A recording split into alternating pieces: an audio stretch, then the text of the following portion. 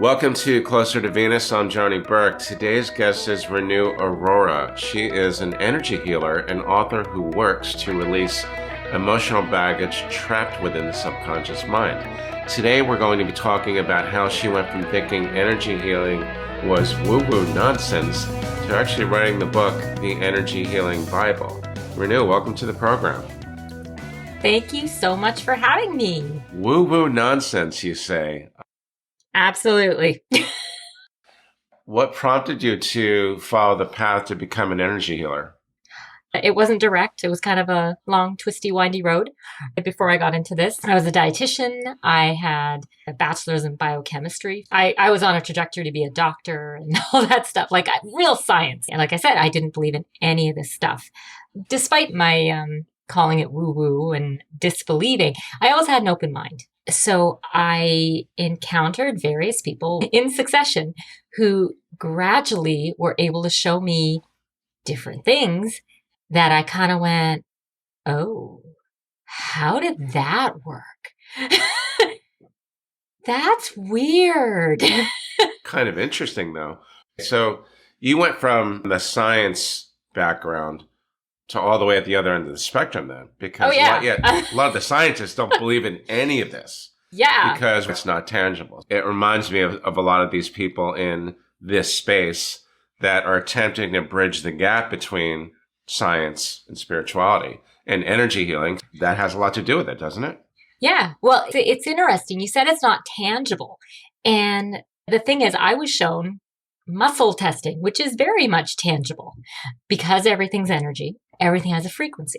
Everything. Energy vibrates. Everything that's made of atoms have electrons flying around them, and those electrons are vibrating, and everything has a different shape. So electrons vibrate a little differently. So literally everything has a different frequency or a different energy signature, or however you want to frame it.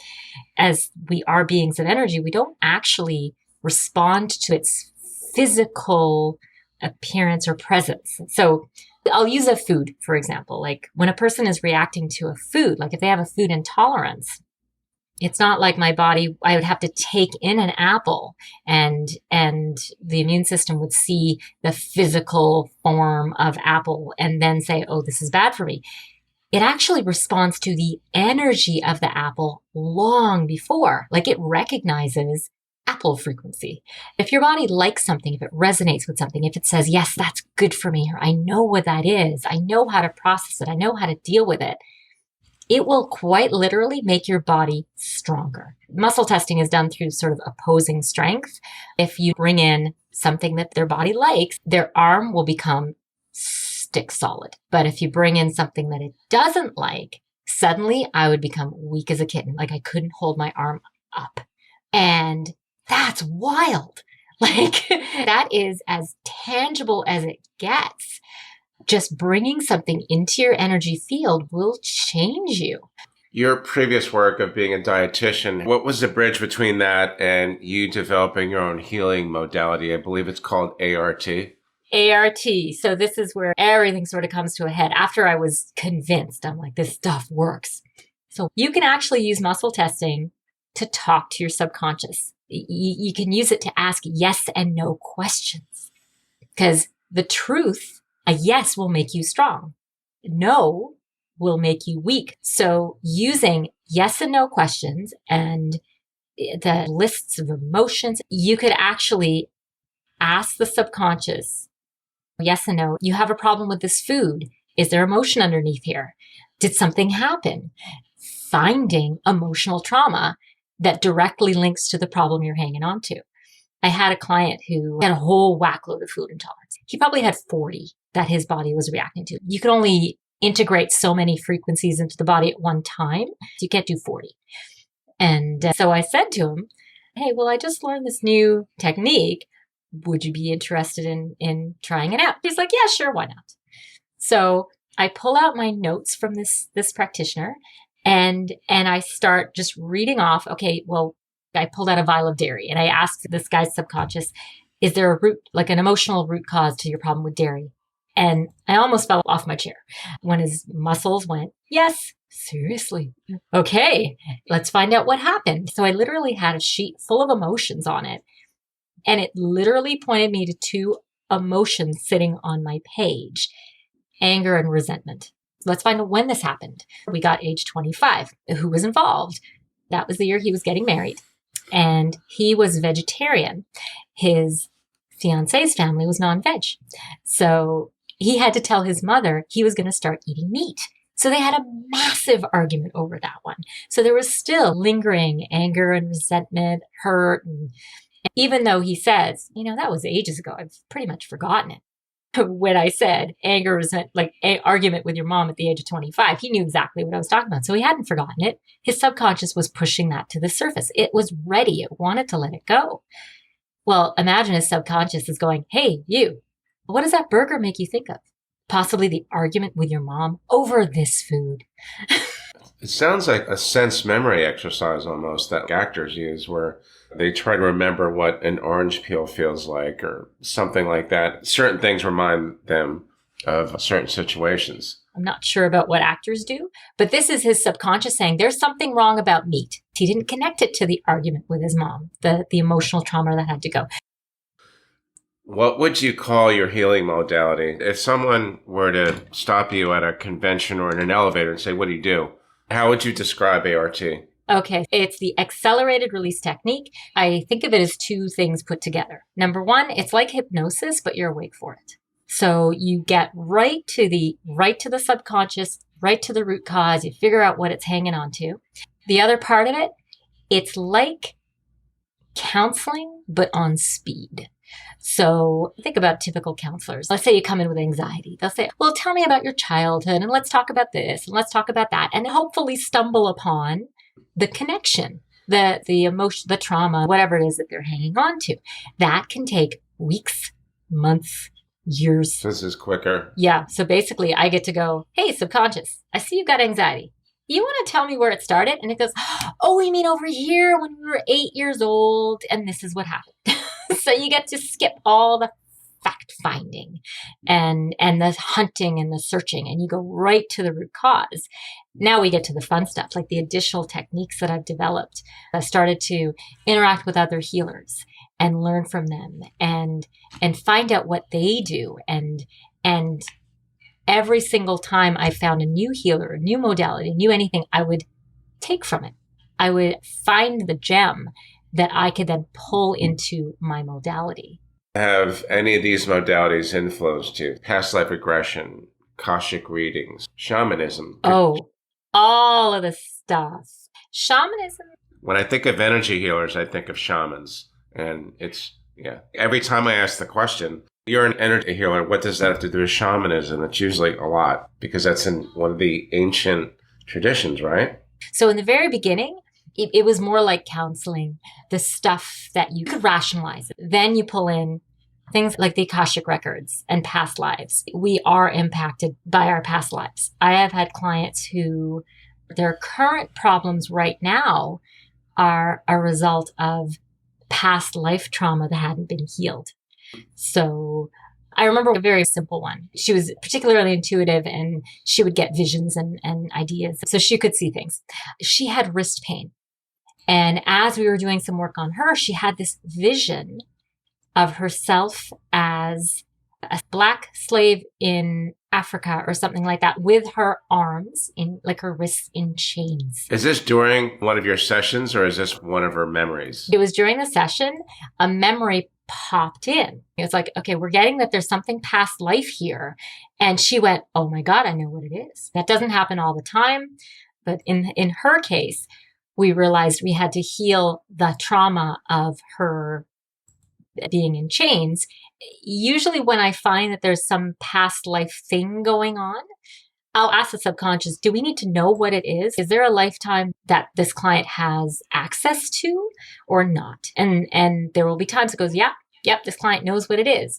And so that's when I'll ask them, hey, do you have a recurring dream, a recurring daydream where you kind of know it's you, but it's not you?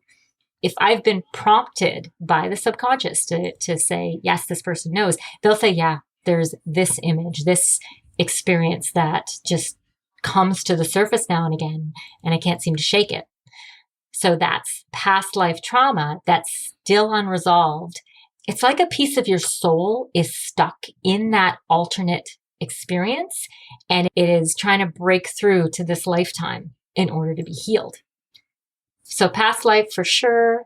One of the wildest things that's become part of what I've been doing is dealing with spirit guides.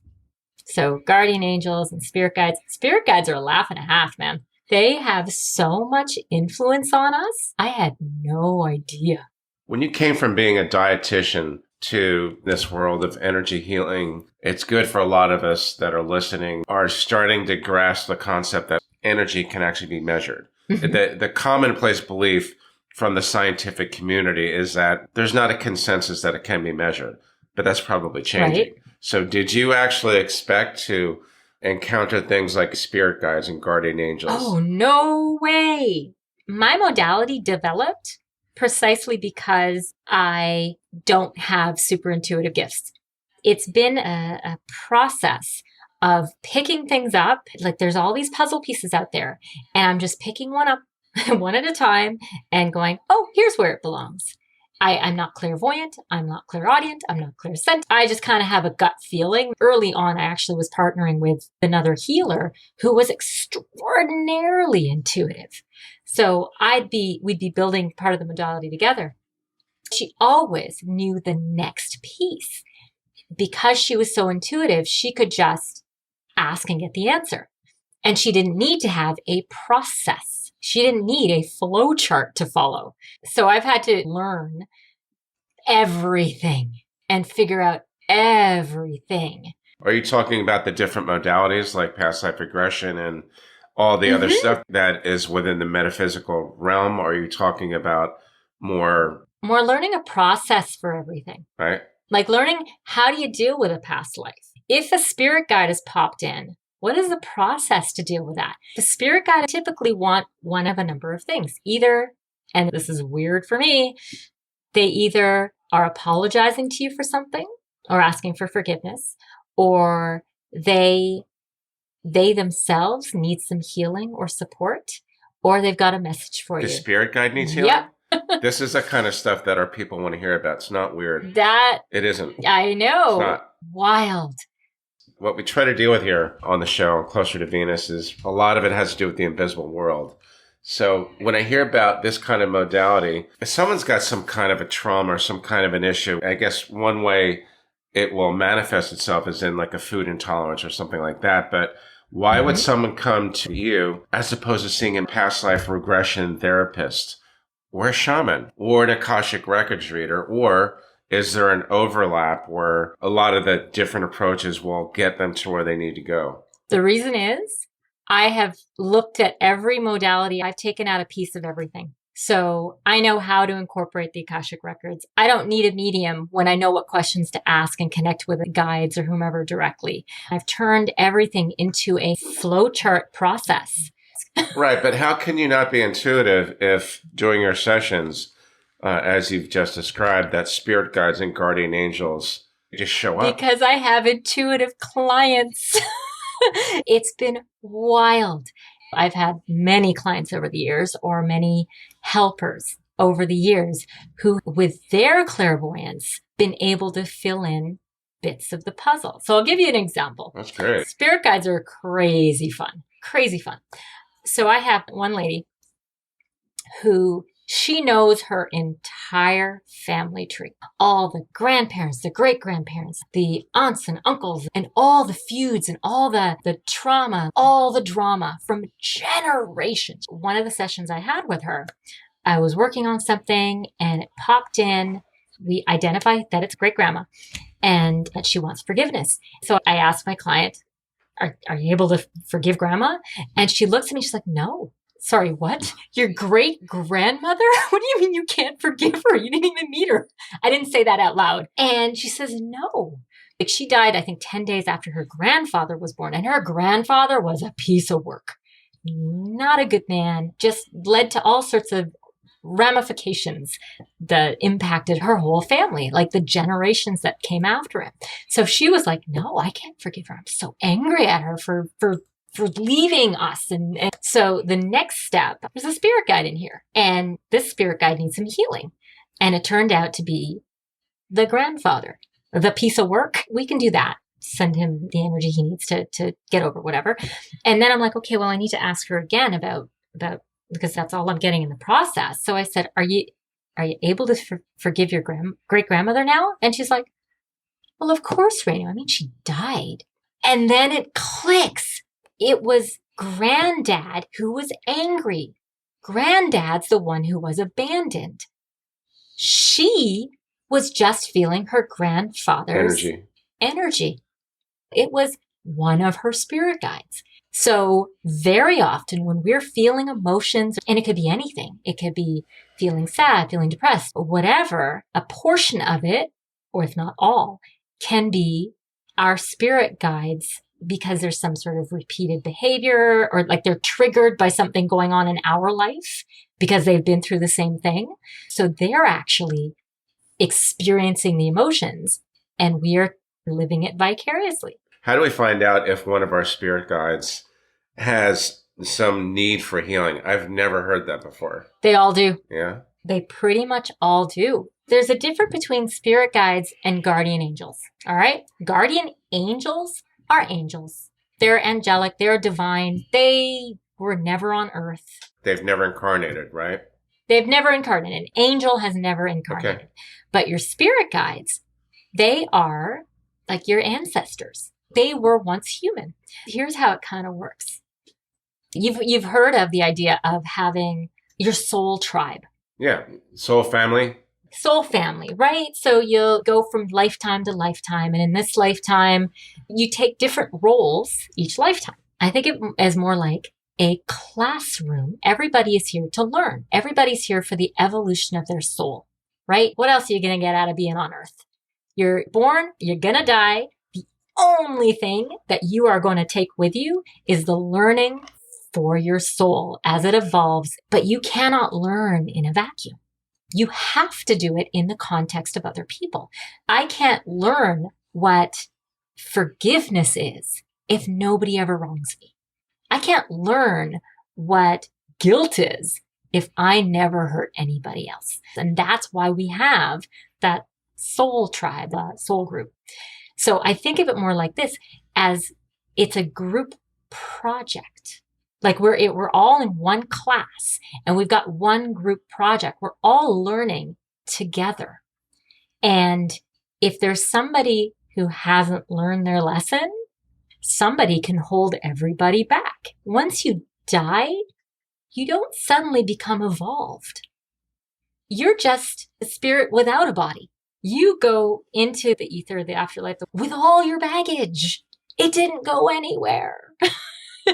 That's not what I was hoping for. Because you're going to reincarnate again, right? So when you die, you take a pit stop as a spirit guide for the other people in your soul tribe. So if your mom passes away, she doesn't reincarnate immediately.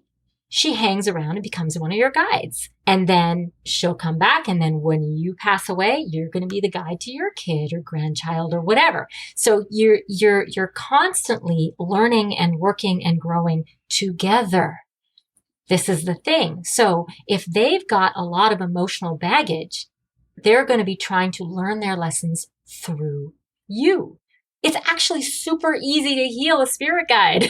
Really? At least in my world. Is it easier to reach a spirit guide in your world as opposed to someone going to a medium or a shaman or any one of the different modalities? You don't actually have to know who the guide is. There's this one woman knows all of her guides. So this is where I learned a lot of stuff. So I'm working through it and I'm getting, there's a bunch of spirit guides who have an issue. They want an apology. And she's like, well, is it so and so? And I'm like, yeah, it is. And she's like, from me? No, not from you. Oh my God, this person wants an apology from a different spirit guide. So they are literally in spirit form, still pissed at each other. That's really not good. I know it's terrible. It's not good. It's terrible if you don't know what to do about it.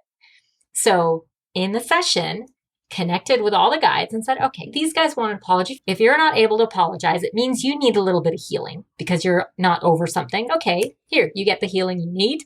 And now you're able to apologize to those. Oh, fantastic. You're all happy now. Right.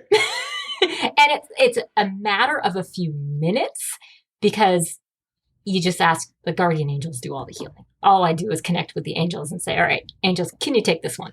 I would think you're probably going to need some help because it just seems like way too much work. Oh, I don't heal anybody. The angels do it. I don't have any claim to being able to see a person's energy or whatever. When I'm told there's a belief that needs to clear, I'm basically saying, hey, angels, can you clear that belief? Okay. And I can tell when it's done. And if it's not done, it's following the process. It's just a back and forth with a bunch of commands. What does your work have to do with the law of attraction? Because I know that you do some work with that. Oh, the law of attraction is huge. You probably at one point thought that was woo-woo nonsense, didn't you? 1,000%. Yeah, I did too.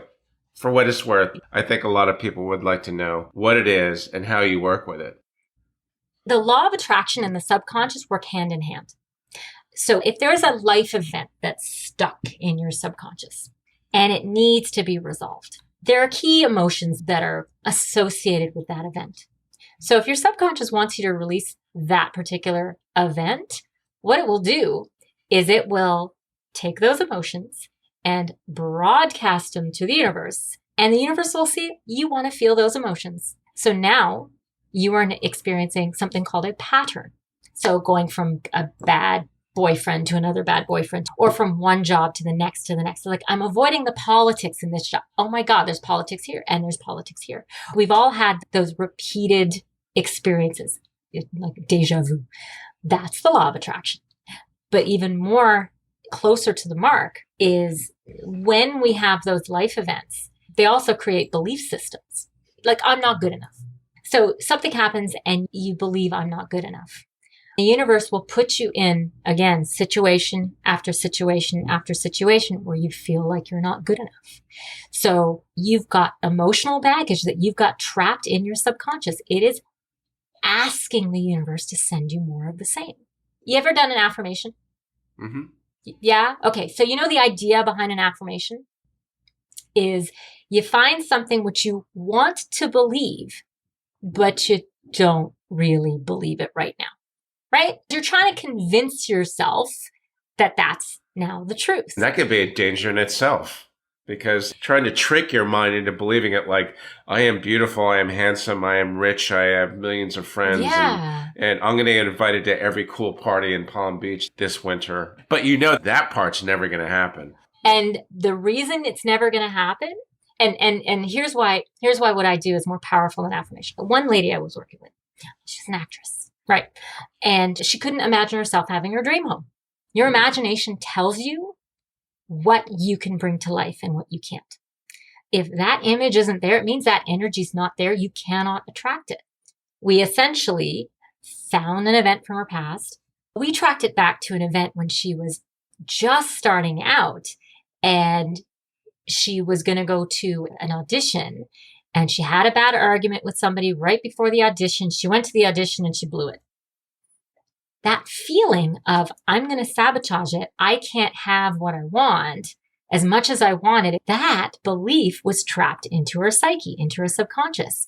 As soon as we unhooked that event, that feeling that she was going to sabotage it, that she couldn't get what she wanted, all of a sudden she's like, oh my God, I see it. I see it. I can make the money to get my dream home. And within 2 weeks, she booked multiple Audible books. So all of a sudden, she had money, like really lucrative contracts. Okay. That's the law of attraction because we had to put in a belief that said she could have what she wanted. So the first thing before we could visualize it was actually having her find something that says, yes, I will, like my dream home's coming to me or something along those lines. So we had to remove the sabotage, completely clear that out of her energy. Like a hypnotherapist would, right? Like hypnosis, you're awake for it, but the clearing is done a different way. So we had to get rid of the self-sabotage that was underneath her inability to feel this new affirmation is true. The Energy Healing Bible, very ambitious title. Tell us a little bit about it and what our listeners can expect from it. Okay, so the Energy Healing Bible is basically my journey as an energy healer. What were all my experiences? How did I find out about the various different energy types? It was actually before I learned about spirit guides, the other interferences that walk in, decisions, beliefs, emotions, shadow energies. There's all sorts of stuff. How did I discover them? Who were the people in my life who managed to open my eyes to something new? So it's my journey. And then how do you take all those pieces and use them to heal to yourself and use them to heal others so that you can actually see how do you get from A to B and then B to C and work it all the way to healing your own problems. I think it's really cool for all of us to discover different modalities. How would you compare your modality to the traditional shaman / energy healer in a nutshell?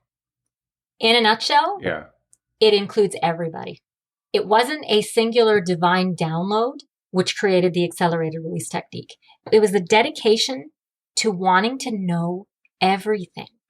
I include Reiki is in here, crystals are in here, aromatherapy is in here, chakra healing's in here, Akashic Records are in here, like all of it from every energy healer I could find.